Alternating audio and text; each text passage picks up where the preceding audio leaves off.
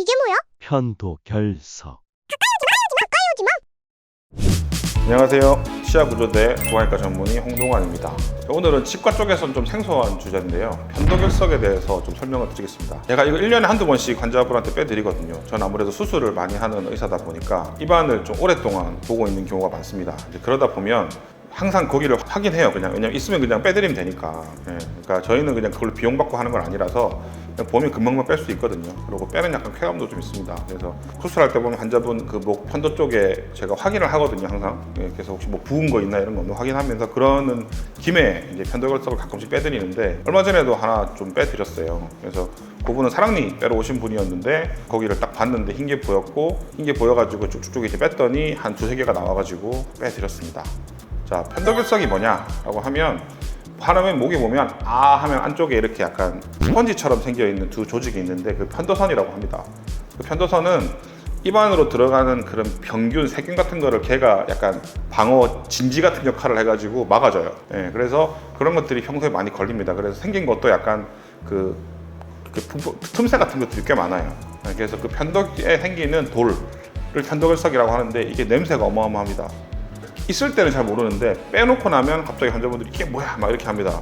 본인 목에 있었던 건데. 그래서 이게 이제 딱 빼고 나면 덩어리도 크기도 되게 다양해요. 다양한 큰 거는 거의 여기 손톱만한 크기도 나옵니다. 환자분들 가끔 빼드리면 본인은 잘 모르지만 입냄새가 확 줄어요. 그래서 편도결석이 생기는 경우가 있는데 치과에서 가끔 빼드립니다. 이제 요거는 빼보신 분들은 어렵지 않게 뺄 수 있기 때문에 치과 가서 한번 꼭 확인해 달라고 하셔도 괜찮습니다. 그리고 이게 왜 생기냐라고 하면 편도라고 하는 게 좀 전에 말씀드렸던 것처럼 세균이 걸리는 곳이에요. 세균이 걸리는 곳이고 이게 스펀지처럼 그러니까 좀 생겨 있고 이렇게 틈새 같은 게 많이 있기 때문에 음식물도 많이 걸리고 그 다음에 세균 같은 것도 거기 많이 자라 있습니다. 그러다 보면 음식물과 세균이 합쳐지면 생기는 게 돌입니다. 치석같이. 편도에 생기는 게 이제 편도결석이라는 게 생기고 그게 이제 고여가지고 하얀 게 보입니다. 그래서 본인은 절대 모릅니다. 이거를 내가 이 거울 보고 확인해 보겠다라고 하면 절대 안 보여요. 이게 혀 땡기고 병원에서 확인해야 보입니다. 그리고 치과보다는 좀 더 정확하게 볼 수 있는 건 이비인후과 가면 좀 더 내시경 같은 걸로 확인하면 정확하게 보여요.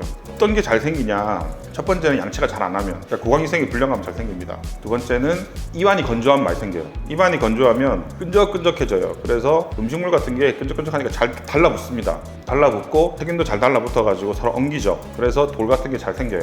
입안이 마르면 치석도 잘 생기는 건 똑같은 원리예요. 그리고 세 번째로 아픈 경우, 몸이 아플 때 거기가 편도선이 잘 붙기 때문에 그쪽으로 좀 더 잘 생길 수 있습니다. 그리고 또 흡연과 음주, 흡연하고 음주 하시는 분들은 아무래도 구강위생이 안 좋고 입안이 잘 붓고 입도 마르고 하기 때문에, 그러니까 원인은 여러 가지가 있을 수 있죠. 과로, 흡연, 음주 여러 가지 있을 수 있지만 그거에 생기는 거는 위생이 불량하다가 대표적입니다. 위생이 불량하고 입이 마르면 잘 생깁니다.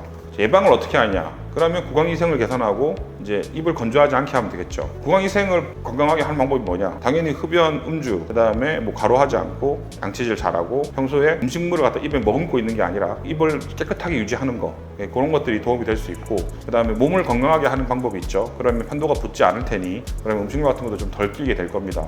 그리고 마지막으로 입안에 습도를 유지하는 거예요. 일반적인 분들은 대부분 문제가 없어요. 그것 때문에. 근데 가끔씩 입이 마르거나 몸이 아플 때 혹은 정신과 약 드시는 분들 중에 입이 엄청 마른 분들 많습니다. 그런 분들은 물을 평소에 많이 드시거나 머금고 계시는 게 그런데 입안 건강에도 도움이 되지만 편도결석 예방에도 도움이 될 수 있습니다. 입안이 냄새가 난다라고 하면 편도결석을 한번 의심해 보는 것도 도움이 되는데, 그런 경우에는 치과보다는 정확하게는 이비인후과를 가보시는 걸 추천드리고, 아니면 좀 잘 아는 구강외과 의사 있으면 그분한테 가서 확인해 봐달라고 하는 것도 괜찮습니다. 왜냐면 비용을 따로 안 받으니까요. 구강호흡을 하는 사람들은 입이 항상 마르니까, 특히 밤에 잘 때 보면 입 벌리고 자는 사람들은 엄청 입이 건조하니까 잘 생길 수 있죠. 그리고 흉취도 잘 생기고, 그리고 수술 같은 거 하고 나면, 양수술 같은 거 하고 나면 이게 수건 물적셔가 자는 사람도 있어요. 일부러 그렇게 해요. 그러면 습도가 유지되니까. 그게 아니면 습도를 어느 정도 유지시켜 놓고 자는 게 도움이 됩니다. 이상 치아구조대 구강외과 전문의 홍동환이었습니다.